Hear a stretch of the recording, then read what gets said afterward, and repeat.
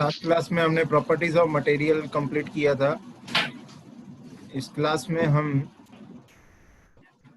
Crystal structure chapter start करेंगे। उससे पहले कुछ प्रॉपर्टीज के बारे में, जैसे हमने क्लासिफिकेशन ऑफ मटेरियल्स पढ़ा था, उसमें किसकी क्या प्रॉपर्टी हो सकती है वो ग्राफिकल रिप्रेजेंटेशन है यहाँ पे।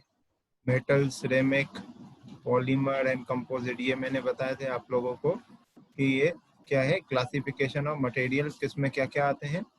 मेटल्स जैसे कि सिल्वर, कॉपर, आयरन जिससे स्टील बनता है, टाइटेनियम, एल्यूमिनियम, मैग्नीशियम। इनमें आपका जो मैग्नीशियम और एल्यूमिनियम है ये क्या है, आपके नॉन फेरस है, नॉन फेरस। ठीक है।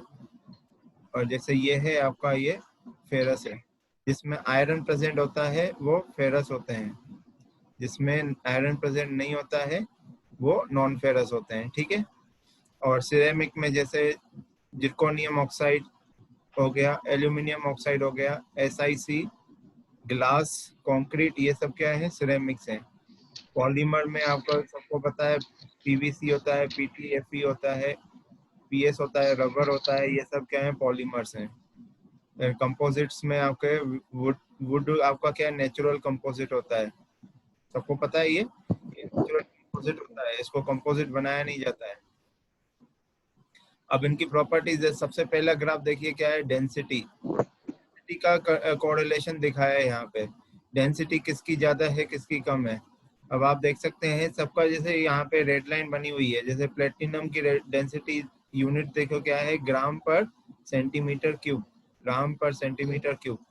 तो प्लेटिनम की 20 से ज्यादा होती है। जब आप इससे, इस ग्राफ से पता चल रहा है कि प्लेटिनम की जो है डेंसिटी सबसे ज्यादा होती है। जो एग्जांपल यहाँ पे शो है उसमें सबसे ज्यादा प्लेटिनम का डेंसिटी आ रहा है। ठीक है। और सबसे कम किसका आ रहा है, देखिए वुड का। सबसे कम किसका आ रहा है, वुड का, मतलब 0.4 ग्राम पर सेंटीमीटर क्यूब।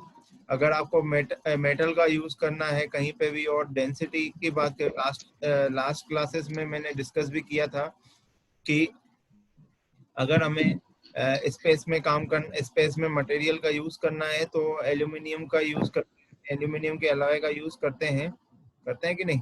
एल्यूमिनियम के अलॉय का यूज करते हैं क्योंकि एल्यूमिनियम, भाई हमें मेटल यूज करना है तो एल्यूमिनियम ही यूज करेंगे अगर डेंसिटी को कम रखना है तो, क्योंकि एल्यूमिनियम की डेंसिटी कम रहती है। ठीक है। और एल्यूमिनियम की स्ट्रेंथ को बढ़ाया जा सकता है उसको अगर अलॉय बनाए तो, जैसे एल्यूमिनियम के साथ क्रोमियम ऐड कर दिया, निकेल ऐड कर देंगे, अगर ये तीनों मिलके अगर बनाएंगे तो इसको क्या बोलेंगे, इसकी स्ट्रेंथ एल्यूमिनियम के अलॉय, ये है अलॉय ऑफ एल्यूमिनियम। ठीक है, अलॉय ऑफ एल्यूमिनियम। तो इसमें क्रोमियम और निकेल ऐड कर देते हैं तो एल्यूमिनियम अलॉय की स्ट्रेंथ बढ़ जाती है। ठीक है, प्रॉपर्टी चेंज हो जाती है, स्ट्रेंथ उसकी बढ़ जाती है। और अगर साथ में मान लीजिए अब एल्यूमिनियम की डेंसिटी, और अगर डेंसिटी कम करनी है, स्ट्रेंथ के साथ साथ इसकी डेंसिटी और कम करनी है, तो आप उसमें मैग्नीशियम भी ऐड कर सकते हैं। इसमें क्या, मैग्नीशियम भी ऐड कर सकते हैं फॉर डिक्रीजिंग द डेंसिटी। देख, ठीक है, मैग्नीशियम की देखिए डेंसिटी कम है, तो अगर एल्यूमिनियम में अलॉय में मैग्नीशियम को ऐड कर देंगे ना तो एल्यूमिनियम से भी ज्यादा डेंसिटी कम हो जाएगी उसकी। ठीक है, एक मिनट में आपका कहीं और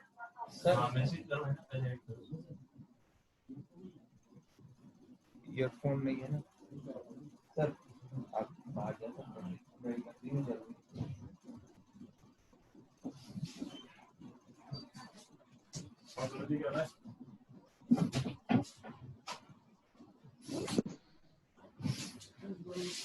ठीक है, आया समझ में। तो डेंसिटी का इंक्लूड, जैसे अब हमें मान लीजिए कंपोजिट बनाना है तो ध्यान में रखा जाता है मेटल का, सिरेमिक को और पॉलीमर को। ठीक है ना, ठीक है। पॉलीमर, अगर हमें कंपोजिट बनाना होता है किसी भी मतलब मटेरियल का कंपोजिट बनाना होता है, तो अलग अलग मटेरियल्स को ऐड करके हम कंपोजिट बना सकते हैं। तो हम मेटल को सिरेमिक के साथ ऐड कर सकते हैं, पॉलीमर के साथ ऐड कर सकते हैं। और अब आप देख सकते हैं कि कैसे कॉम्बिनेशन होता है। अगर हमें डेंसिटी का ख्याल रखना है, जैसे मान लीजिए हमें ऐसा कंपोजिशन बनाना है, कंपोजिट बनाना है जिसमें प्लेटिनम को हम अब अगर प्लेटिनम का जैसे डेंसिटी बहुत ज्यादा है ना, और यहाँ पे बात करें रबर की डेंसिटी बहुत कम है, यहाँ पे देख सकते हैं। अगर इन दोनों को जोड़ देंगे तो यहाँ पे हमारा डेंसिटी फाइनली जो कंपोजिट मटेरियल हो जाएगा बनेगा, उसकी डेंसिटी प्लेटिनम से कम हो जाएगी। मतलब कहाँ पे पहुंचेगी, यहाँ पे कहीं पहुंच जाएगी। ठीक है ना। अगर डेंसिटी हमारा क्राइटेरिया है, डेंसिटी को कम रखना है, तो कंपोजिट मटेरियल बना के भी हम डेंसिटी को कम कर सकते हैं। ठीक है। मेनली जो कंपोजिट मटेरियल बनाए जाते हैं, स्ट्रेंथ को, मटेरियल की स्ट्रेंथ को बढ़ाने के लिए ही यूज किया जाता है, कंपोजिट मटेरियल बनाए जाते हैं। ये एक जस्ट एग्जांपल था, है ना।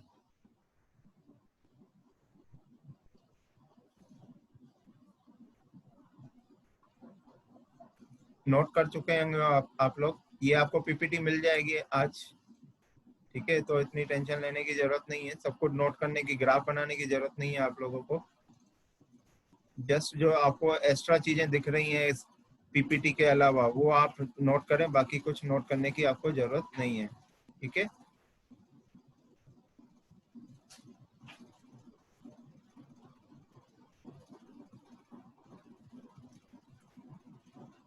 अब है आपका, अब देखिए कौन सी प्रॉपर्टी, स्टिफनेस।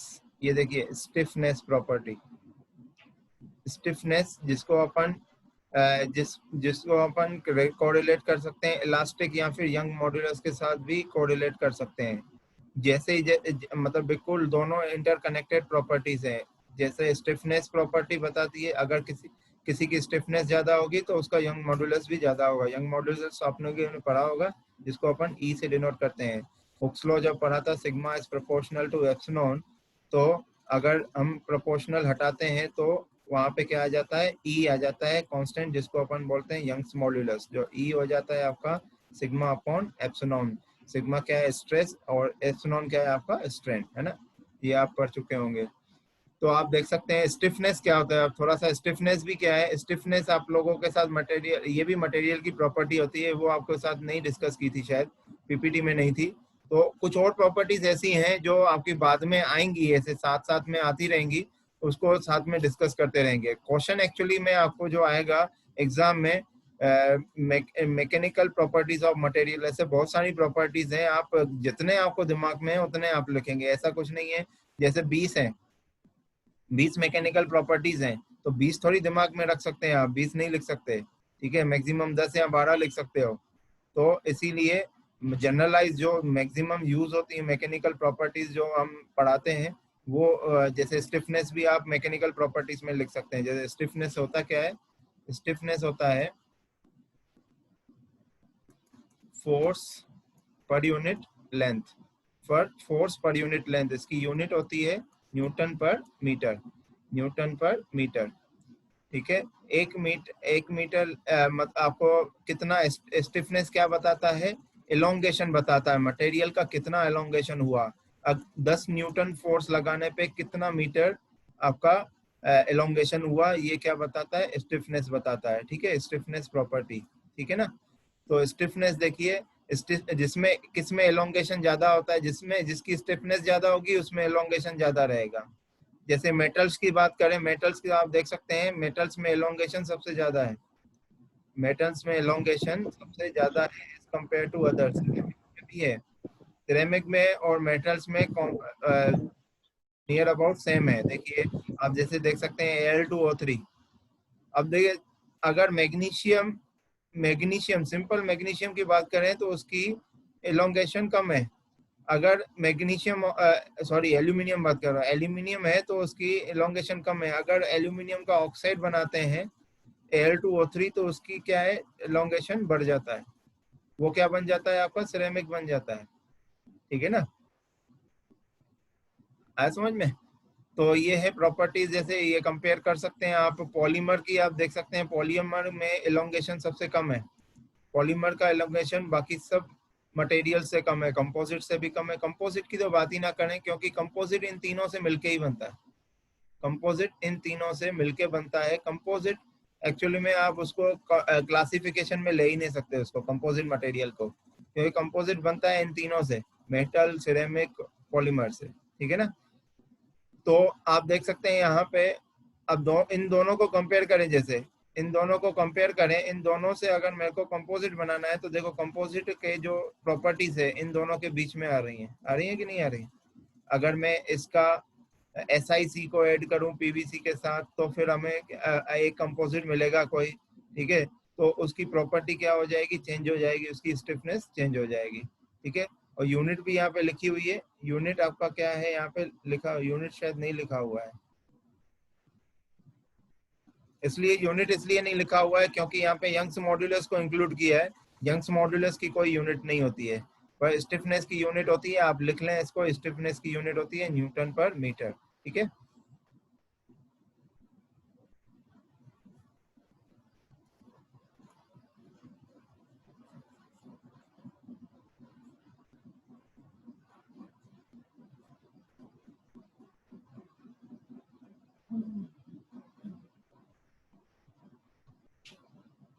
इरेज ऑल नहीं होता है क्या सर कोई ऑप्शन?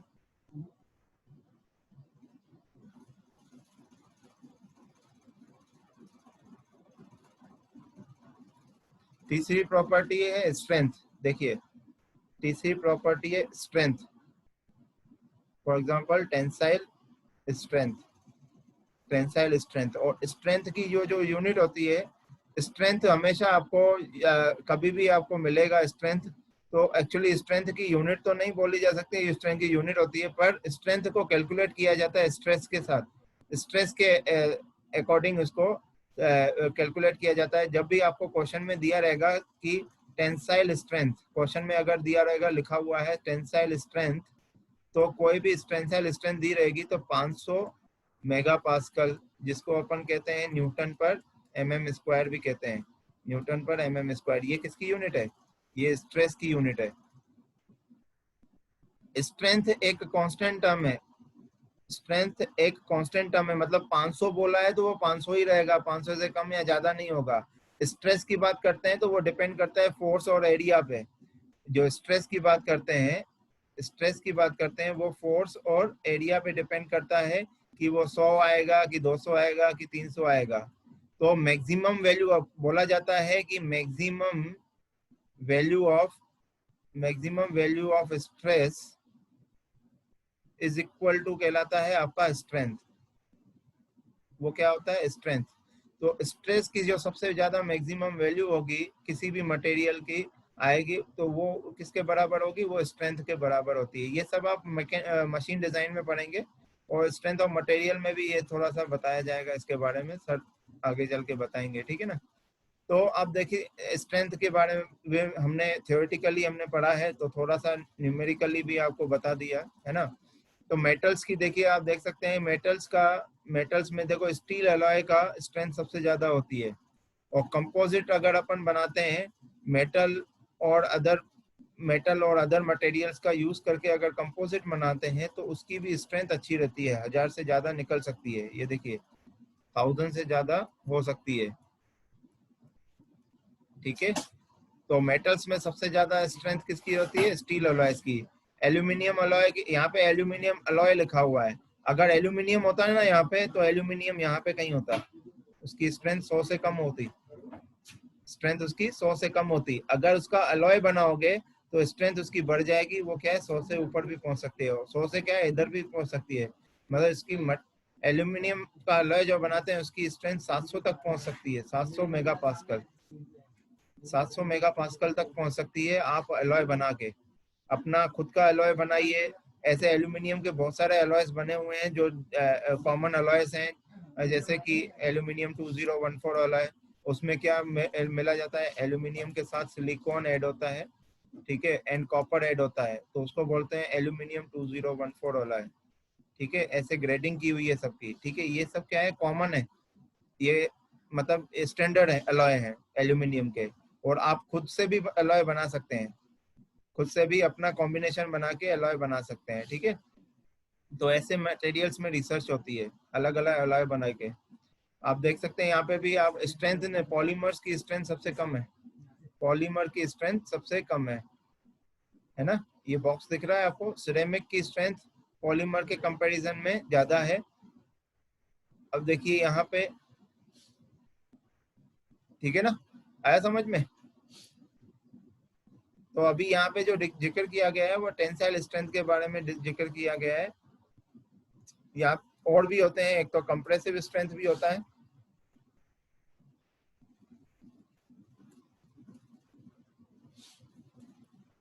और शियर स्ट्रेंथ भी होता है,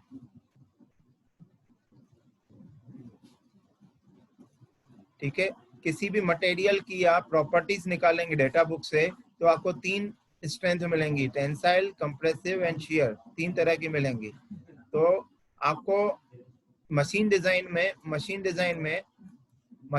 में ये देखना पड़ेगा कि उसमें जो फोर्स, जो भी मशीन की मतलब जैसे मान लो शाफ्ट की डिजाइन कर रहे हो, शाफ्ट में कौन सा फोर्स लग रहा है, टेंसाइल फोर्स लग रहा है, तो कौन सी स्ट्रेंथ के साथ कंपेयर करोगे, टेंसाइल स्ट्रेंथ के साथ कंपेयर करोगे। कंप्रेसिव फोर्स लग रहा है तो किसके साथ कंपेयर करेंगे आप, कंप्रेसिव स्ट्रेंथ के साथ कंपेयर करेंगे। अगर शेयर फोर्स लग रहा है, शेयर फोर्स को ऐसे डिनोट करते हैं parallel to surface area, shear force हमारा हमेशा लगता है पैरेलल टू सरफेस एरिया, ठीक है।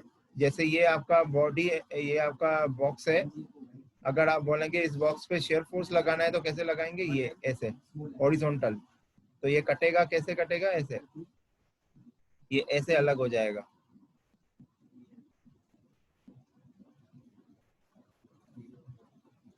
ठीक है। तो ये अलग हो जाएगा ऐसे, ठीक है, ये आधा हो जाएगा यहाँ से ऐसे, अगर आप शेयर फोर्स लगाओगे तो। अगर आप टेंसाइल फोर्स लगाओगे, अगर टेंसाइल फोर्स लगाओगे बॉडी में तो ये कैसे कटेगा, ऐसे कटेगा यहाँ से,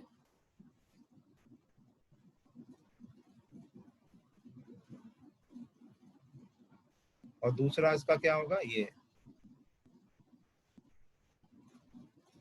ठीक है, समझ में आ रहा है।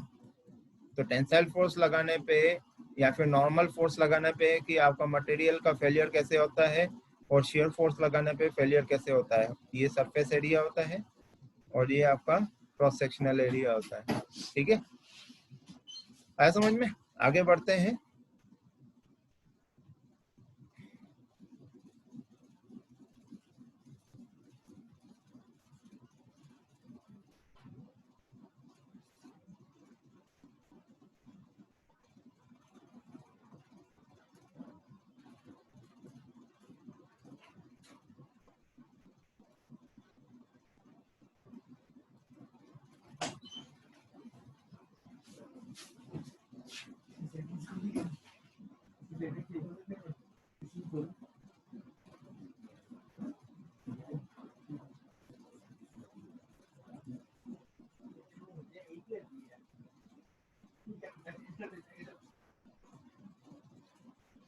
जहाँ पे भी आपको डाउट हो आप पूछ सकते हैं, ठीक है ना, जस्ट राइज हैंड, फिर मैं आपसे पूछूंगा जो भी डाउट है, ठीक है ना।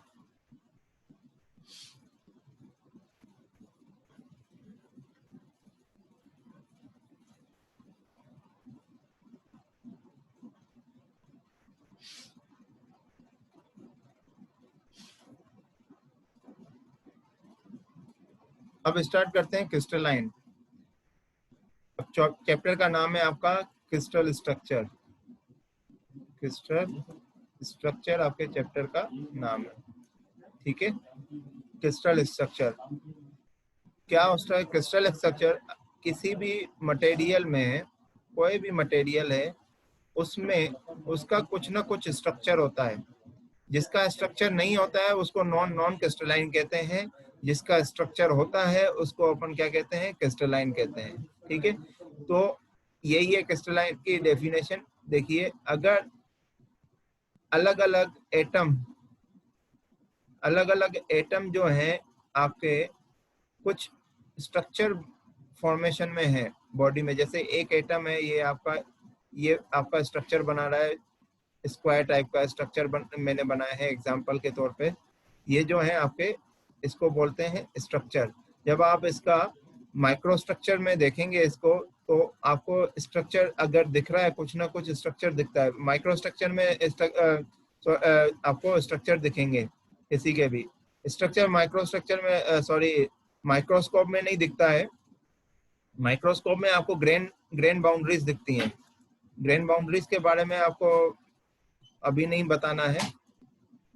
जो माइक्रो स्ट्रक्चर हम देखते हैं उसमें ग्रेन बाउंड्रीज दिखती हैं। अगर आपको कोई भी ग्रेन बाउंड्रीज कुछ ऐसे टाइप की दिखती हैं, देखिए ऐसे, ठीक है। अगर आपको एनालिसिस इस पॉइंट पे करना है, तो इस पॉइंट पे एनालिसिस पता करना है कि इधर जो स्ट्रक्चर कौन सा है, मटेरियल का कौन सा स्ट्रक्चर है, तो हम लेके जाते हैं XRD में, एक्सरे डिफ्रैक्शन जिसको बोलते हैं। XRD एक इक्विपमेंट है जिसमें स्ट्रक्चर के बारे में बताया जाता है, क्रिस्टल स्ट्रक्चर के बारे में बताया जाता है। XRD, x ray diffraction, x ray diffraction, ठीक है। एक्सरे डिफ्रैक्शन की हेल्प से हम किसी भी मटेरियल का क्रिस्टल स्ट्रक्चर बता कर, किसी भी मटेरियल में एटम का, मटेरियल में किसी भी एटम का क्रिस्टल स्ट्रक्चर पता कर सकते हैं। तो क्रिस्टल स्ट्रक्चर जनरली हम जो इंजीनियरिंग पॉइंट ऑफ व्यू से पढ़ेंगे, इंजीनियरिंग में आपको सिर्फ आपको स्ट्रक्चर जो मिलेगा पढ़ने के लिए वो है क्यूबिक स्ट्रक्चर मिलेगा, ठीक है। क्यूबिक स्ट्रक्चर आपको मिलेगा, क्यूबिक स्ट्रक्चर। और क्यूबिक स्ट्रक्चर में कहाँ कहाँ एटम ऐड हैं वो उससे डिसाइड होगा कि कौन सा स्ट्रक्चर है। जैसे मान लीजिए कॉर्नर पे एटम्स हैं, अगर क्यूबिक में कॉर्नर पे एटम्स हैं, देखिए 8 एटम्स कॉर्नर पे हो सकते हैं। अगर सिर्फ कॉर्नर पे एटम्स है उसको बोलते हैं सिंपल क्यूबिक, सिंपल क्यूबिक। आगे चल के डिस्कस करूंगा, अभी जस्ट जनरलाइज मैं बता रहा हूँ कि स्ट्रक्चर को कैसे पढ़ा जाए। स्ट्रक्चर की डेफिनेशन आपको बहुत कॉम्प्लिकेटेड लगेगी, आप अपने वर्ड्स में भी उसको लिखना चाहेंगे ना तो बहुत आसानी से, अगर मैं इसको एग्जांपल लेके समझाऊंगा तो बहुत अच्छे से समझ में आएगा स्ट्रक्चर की डेफिनेशन, ठीक है ना। तो ऐसे आपके एटम्स जो जुड़े होते हैं किसी न किसी स्ट्रक्चर के साथ जुड़े होते हैं, ये एटम्स हैं। ये आपको जो गोले गोले दिख रहे हैं वो एटम्स हैं। अगर एटम और हम स्ट्रक्चर अभी जो पढ़ेंगे इंजीनियरिंग में, ऐसे स्ट्रक्चर अलग अलग होते हैं। हेक्सागोनल स्ट्रक्चर भी आपके कोर्स में है, पर अलग अलग स्ट्रक्चर भी होते हैं। हम पढ़ेंगे कौन से, एक तो क्यूबिक, दूसरा हेक्सागोनल जो आपके सिलेबस में है ना। तो अभी क्यूबिक की बात करें कि भाई अगर किसी मटेरियल का स्ट्रक्चर क्यूबिक है तो वो ऐसा होगा, ठीक है। और उसमें एटम कैसे जुड़ेंगे, ऐसे एटम जुड़ते हैं, ठीक है। और अगर एटम फेस पे भी है, अगर एटम फेस पे भी है, जैसे फेस है, ये फेस है, ये फेस है आपका, ठीक है ना। अगर फेस पे भी एटम है तो उसको अपन बोलते हैं face centred cubic crystal structure. ये आगे चल के इनके बारे में पढ़ेंगे, इसको आपको नोट करने की भी जरूरत नहीं है, जस्ट मैं आपको समझा रहा हूँ कि स्ट्रक्चर होता क्या है। तो मेटल्स किसी न किसी स्ट्रक्चर से मिलके बनता है, नंबर ऑफ स्ट्रक्चर्स होते हैं, नंबर ऑफ स्ट्रक्चर से मिलके बनता है, ठीक है, एक मेटल।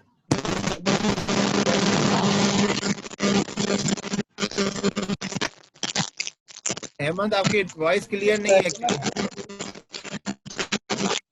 आप लिख के अपना डाउट लिखें, लिख के डाउट बताएं, ठीक है। तो क्रिस्टल स्ट्रक्चर समझ में आ गया। किसी भी मटेरियल्स में क्रिस्टल्स होते हैं, उस क्रिस्टल का कुछ न कुछ स्ट्रक्चर होता है, उसको अपन क्या कहते हैं, क्रिस्टल स्ट्रक्चर।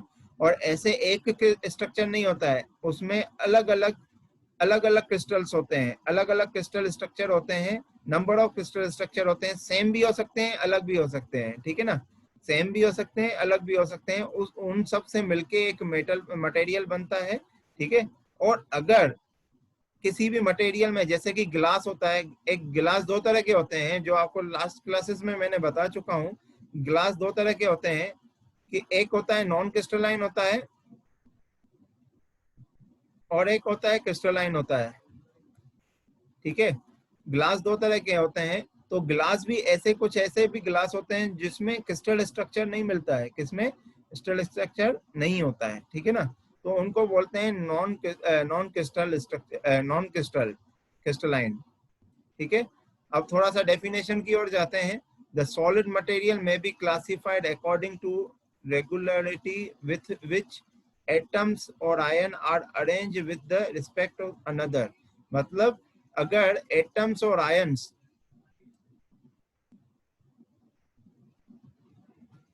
सर ये 12th में पढ़ा था वही है ना? हाँ हाँ बेटा, 12th में आप लोगों ने पढ़ा था ये 12th में आप लोगों ने पढ़ा है, उसी का ही ये उसी से ही रिलेटेड है। तो 12th में तो आप लोगों ने रटा है, अभी आपको समझना है ना? तो मेरे को तो ऐसा लगता है कि 12th में सब लोग रट के ही पास होते हैं एग्जाम, तो क्योंकि मैं भी रट के ही पास हुआ था, इसीलिए जितना दिमाग चला था मेरा इंजीनियरिंग में ही चला था, है ना? ठीक है, तो अभी प्रेजेंट लगा दीजिए, कुछ लोग प्रेजेंट लगा रहे हैं तो अभी लगा ही दीजिए प्रेजेंट। थोड़ा सा 10 सेकंड के लिए रुक जाता हूं मैं।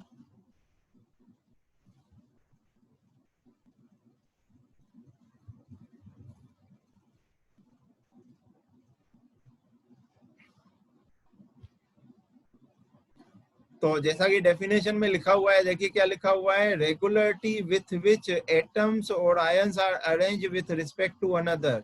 ये एटम्स हैं या फिर इनको अपन आयंस भी कह सकते हैं। ये क्या है? अरेंज्ड है with respect to each other, with respect to each other ये अरेंज है। तो अगर ऐसा कुछ अरेंजमेंट दिखता है किसी भी मटेरियल में तो उसको अपन क्या बोलते हैं? क्रिस्टल स्ट्रक्चर कहते हैं। ठीक है, आया समझ में? तो अब बात करते हैं क्रिस्टलाइन की। ये डेफिनेशन आती है बहुत ज्यादा, ठीक है, आपको 2 या 3 नंबर में ये डेफिनेशंस आएंगी, इसको ध्यान में देखें इसका। अ crystalline material is one in which the atoms are situated in repeating or periodic array. array का मतलब किसी को पता है क्या? कोई बताएगा array क्या होता है? सर एक ही चीज बार बार रिपीट होती है इससे। Very good very good. जो एक ही चीज बार बार, इसमें पीरियोडिक भी लिखा हुआ है। पीरियोडिक का अलग मतलब है, एरे का अलग मतलब है। ठीक है, पीरियोडिक मतलब सेम वे में, पीरियोडिक मतलब सेम वे में, और एरे का मतलब रिपीट हो रही है कोई चीज। तो रिपीट कैसे होता है? आपका किसी ये एक क्रिस्टल स्ट्रक्चर है, ऐसे नंबर ऑफ क्रिस्टल स्ट्रक्चर जुड़ते हैं एक दूसरे से, ऐसे ऊपर भी जुड़ सकता है। ठीक है ना, 3D बनाने की कोशिश कर रहा हूं, बन जाए तो अच्छा है। ठीक है, ऐसे इसके ऊपर जुड़ते जाते हैं, ऊपर नीचे, ऐसे नंबर ऑफ क्रिस्टल स्ट्रक्चर होते हैं। तो ये रिपीटेड वे में है और पीरियोडिक भी है। पीरियोडिक मतलब सेम दिख रहे हैं बिल्कुल सब, ये सब क्यूबिक सेम दिख रहे हैं। ठीक है, और इसको बोलते हैं पीरियोडिक मतलब, और दूसरा एरे मतलब रिपीटेड मैनर में नंबर ऑफ हैं। ठीक है, तो इसीलिए यहाँ पे लिखा हुआ है रिपीटिंग और periodic array over large atomic distances, that is long range order exist. मतलब दो एटम्स के बीच में डिस्टेंस हो सकता है, ऐसा नहीं कि दोनों जुड़े हुए हों। ठीक है, such that upon solidification the atoms will position themself in a रिपीटेटिव 3 डायमेंशनल पैटर्न। ये जो मैंने पैटर्न बनाया है 3 डायमेंशनल पैटर्न है। आपको आगे डायग्राम भी दिखाऊंगा इसका कैसे वो दिखेगा, शायद यहाँ पे है, ये आपको डायग्राम देख सकते हैं। ये आप देख सकते हैं ऐसे रिपीटेड, ये देखिए स्ट्रक्चर है, ये भी स्ट्रक्चर है, ये भी स्ट्रक्चर है, ये भी स्ट्रक्चर है, ये रिपीटेड मैनर है आपको। ये देखिए ये वाला पोर्शन, ये एटम्स दिख रहे हैं, नंबर ऑफ एटम्स दिख रहे हैं आपको, ये सब एक जैसे दिख रहे हैं, जुड़े हुए दिख रहे हैं कि नहीं? जैसे एक का एग्जांपल दिया हुआ है, ये देखिए क्यूबिक का, ये क्यूबिक मैंने ऐसे दिखाया है, ये देखा है? तो ये क्यूबिक जो जुड़ा हुआ है किससे जुड़ा, मतलब ये एटम्स अलग अलग जुड़े हुए हैं। ऐसा ही सेम यहाँ पे है, ऐसा ही सेम नीचे है, ऐसा ही सेम जस्ट नीचे है, इसके जस्ट नीचे इधर भी है, ऐसे ही इसके जस्ट नीचे है, और इधर भी सेम है, इधर भी सेम है, इसके ऊपर भी सेम है, इधर भी सेम है, और उधर की ओर अगर आप यहाँ से व्यू देख रहे हो, यहाँ से व्यू देख रहे हो तो ऐसा ही सेम आपको उधर भी दिखेगा। ठीक है, तो ये क्या है आपका? रिपीटेड मतलब पीरियोडिक मैनर में है, और एरे का मतलब नंबर ऑफ, ठीक है, बहुत सारे। ठीक है, तो इसको बोलते हैं क्रिस्टल स्ट्रक्चर। ऐसा होता है क्रिस्टल स्ट्रक्चर किसी भी मटेरियल का। अगर आप XRD में आप जाएंगे, किसी पॉइंट पे स्टडी करेंगे तो आपको स्ट्रक्चर कैसा दिखेगा? ऐसा दिखेगा। ठीक है, है समझ में? तो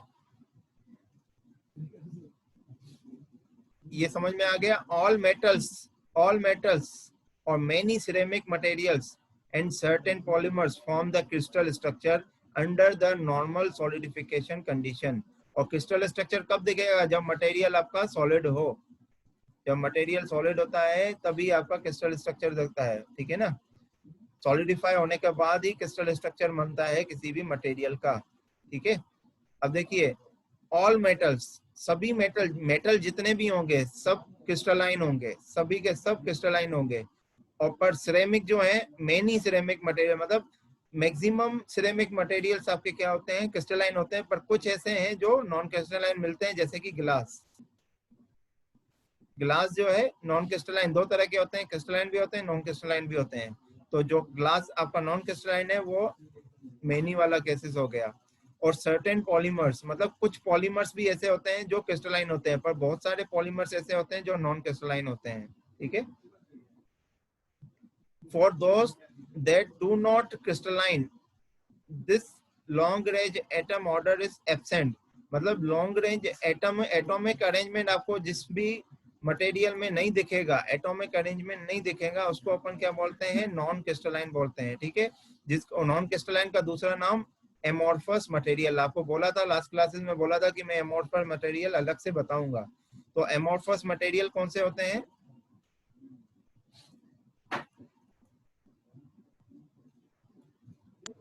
जिसमें सर शॉर्ट रेंज ऑर्डर होता है। शॉर्ट रेंज नहीं, ऑर्डर ही नहीं होता है बेटा, बिल्कुल दिखता ही नहीं है। अच्छा, तो बहुत शॉर्ट रेंज होती है। जिसमें अगर जिसमें कोई भी ऑर्डर, एटम्स का कोई भी ऑर्डर आपको नहीं दिख रहा है, उसको बोलते हैं एमोर्फस मटेरियल या फिर नॉन क्रिस्टलाइन मटेरियल्स, ठीक है?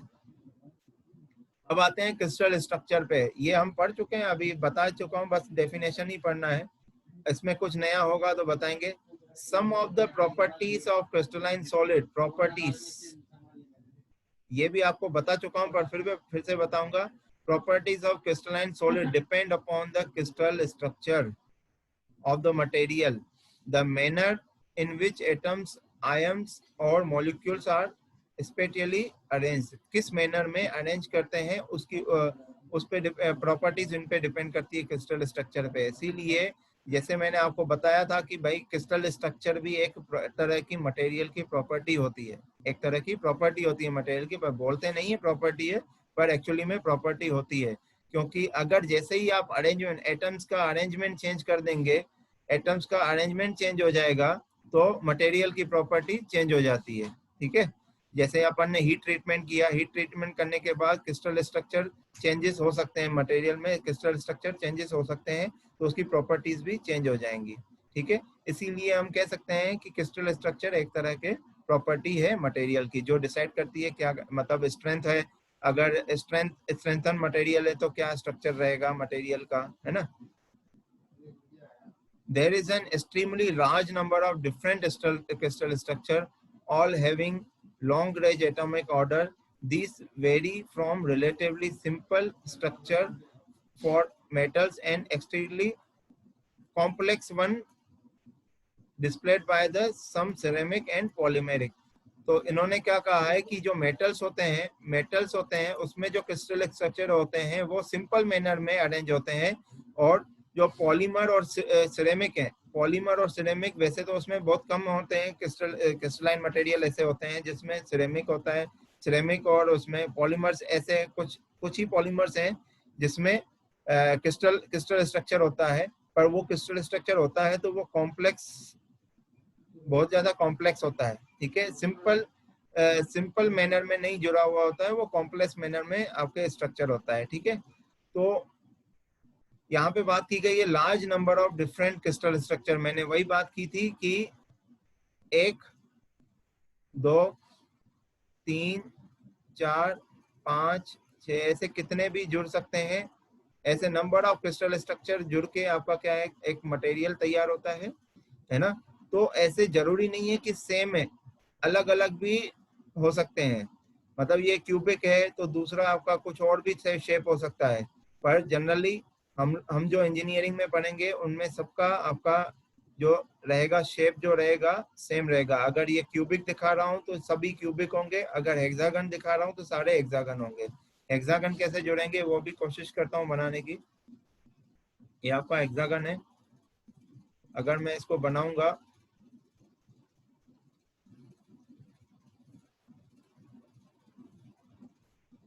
तो कुछ ऐसा स्ट्रक्चर जाके बनेगा।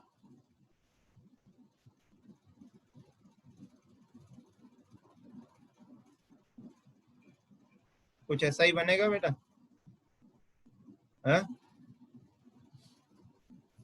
Yes sir. दिख रहा है आपको? तो अगर हेक्सागन स्ट्रक्चर आपको चाहिए तो हेक्सागन स्ट्रक्चर किसी भी मटेरियल का ऐसा आपको दिखेगा। ठीक है, तो आप अपना दिमाग Yes, लगा sir. के भी अपना मटेरियल साइंस में जो भी डायग्राम है वो आप बना सकते हैं। ठीक है, आया समझ में? तो इसको बोलते हैं क्रिस्टल स्ट्रक्चर।